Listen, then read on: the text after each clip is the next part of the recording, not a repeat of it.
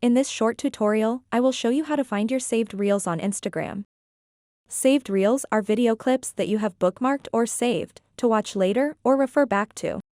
To get started, open up the Instagram app and then tap on the profile picture icon at the bottom right corner of the screen. Then tap on these three lines at the top right corner.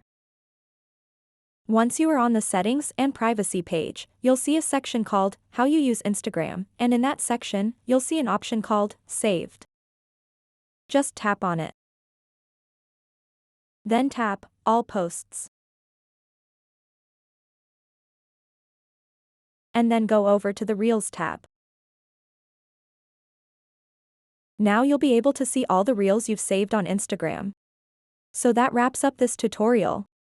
If you have any questions about this whole process, please let me know in the comments section below. And if this video helped you out, please give it a big thumbs up and subscribe to this channel for more tutorial videos like this one. Thank you so much for watching and have a good day.